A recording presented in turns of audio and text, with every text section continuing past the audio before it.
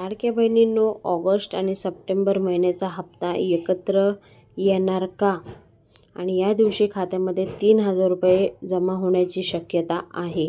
आता कोणत्या दिवशी तुमच्या खात्यामध्ये 3,000 रुपये जमा होणार आहे ते सुद्धा मी ह्या व्हिडिओमध्ये सांगणार आहे. आणि लाडक्या बहिणींनो, आतापर्यंत सरकारने आपल्याला 13 हप्ते दिलेले आहे. तुमच्या खात्यामध्ये किती हप्ते आलेले आहे ते कमेंट बॉक्समध्ये कमेंट करून सांगा. आणि कोणता कोणता हप्ता नाही आला ते सुद्धा सांगा. आणि कोणत्या जिल्ह्यामधून आहात ते सुद्धा सांगा कमेंट बॉक्समध्ये कमेंट करून. आणि लाडक्या बहिणींनो, आता पुढच्या महिन्यात दोन्ही हप्ते एकत्र हवेत का? हवे असेल ते सुद्धा कमेंट बॉक्समध्ये 3,000 लिहून पाठवा. आणि व्हिडिओ जास्तीत जास्त पुढे शेअर करा. ज्या महिलांना नाही पैसे आले त्यांनी सुद्धा कमेंट बॉक्समध्ये कमेंट करून मला कळवा. तर लाडक्या बहिणींनो, योजनेत अजूनही ऑगस्टचा हप्ता महिलांच्या खात्यामध्ये जमा झालेला नाही. दरम्यान ऑगस्ट आणि सप्टेंबर एकत्र हप्ता येण्याची शक्यता वर्तवली जात आहे. त्या दोन्ही महिन्याचे हप्ते तुम्हाला ऑगस्ट आणि सप्टेंबर महिन्याचा हप्ता एकत्र 3,000 रुपये तुमच्या खात्यामध्ये देण्यात येणार आहे अशी शक्यता आहे. आता खरं काय आहे नेमकं ते सुद्धा जाणून घेऊया. कारण सोशल मीडियावर खूप काही असे मेसेज फिरत आहे आणि थंबनेल बघून तुम्ही क्लिक करत आहात, पण तिथे तुम्हाला सगळी माहिती संपूर्ण देता येत नाही. आपल्या चॅनलवर तुम्हाला सगळी माहिती मिळणार आहे. तर ऑगस्ट महिना संपला, अवधी काही दिवस उरलेले आहे.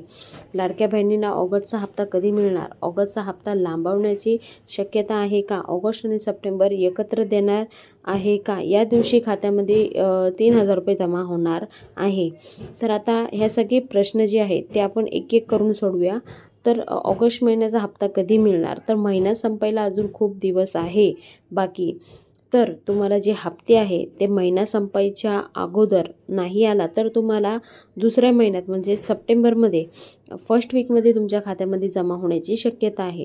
तर महाराष्ट्र सरकारने महिलांसाठी खास लाडकी बहीण योजना सुरुवात केली होती.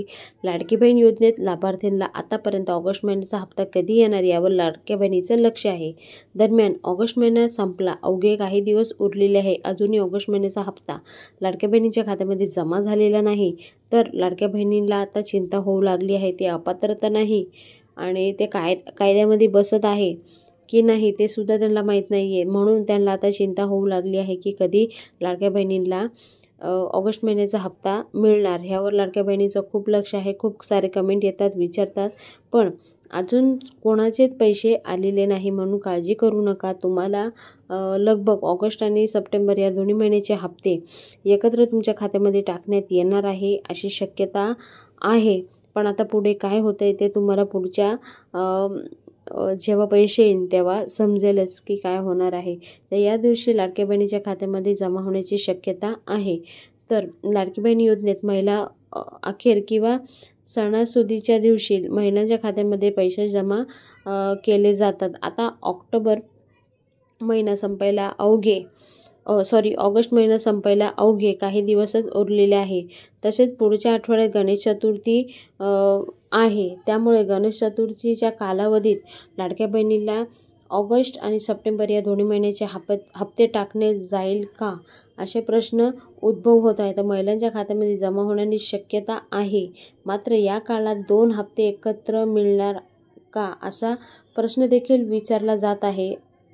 याबाबत कोणतीही अधिकृत घोषणा झालेली नाही. लवकरच याबाबत अधिकृत माहिती समोर येईल. म्हणजे असं काहीच अजून ठरलेलं नाही आहे, पण ह्याविषयी माहिती समोर येईल आणि शक्यता आहे. येणार असं सांगितलं नाही. तर राज्य सरकारी कर्मचारी या महिलांना पगार 5 दिवस अगोदरच देण्यात येणार आहे. तर लाडक्या बहिणीने ऑगस्टचे 1,500 रुपये कधी मिळणार? तर जे सरकारी कर्मचारी आहे ते गणेश चतुर्थी निमित्त त्यांना 5 दिवस अगोदरच त्यांच्या खात्यामध्ये पगार टाकण्यात येणार आहे. पण लाडक्या बहिणीला ऑगस्ट महिन्याचा हप्ता कधी देणार त्यावर लाडक्या बहिणीचं लक्ष आहे. तर मुख्यमंत्री माझी लाडकी बहीण योजनेचे जुलै महिन्याचा 1,500 रुपयेचा जो हप्ता होता तो रक्षाबंधनपूर्वी देण्यात आलेला होता. पण आता गणेश चतुर्थी जवळ आलेली आहे, तर लाडक्या बहिणीला असं वाटते की दोन्ही महिन्याचे हप्ते एकत्र टाकण्यात येणार आहे. तर मुख्यमंत्री माझी लाडकी बहीण योजनेत 13वा हप्ता लाडक्या बहिणीच्या खात्यामध्ये जमा केला आहे. ऑगस्ट महिन्याचा 1500 रुपये कधी मिळणार यावर लाडक्या बहिणीचं लक्ष आहे. महायुती सरकारने जुलै 2024मध्ये मुख्यमंत्री माझी लाडकी बहीण योजनेस सुरुवात केलेली होती आणि आतापर्यंत 13 हप्ते सक्सेसफुली दिलेले आहेत. ते 14वा हप्ता कधी मिळणार त्यावर लाडक्या बहिणीचं लक्ष आहे. तर तुम्हाला एक गोष्ट स्पष्ट करते की आतापर्यंत सरकारने जे काही हप्ते दिलेले आहे ते महिना संपायच्या अगोदर देत होते, पण आता 4-5 महिन्यापासून त्यांचा शेड्यूल आहे तो बरोबर राहिलेला नाही. कारण एकच आहे, तपासणी सुरू आहे.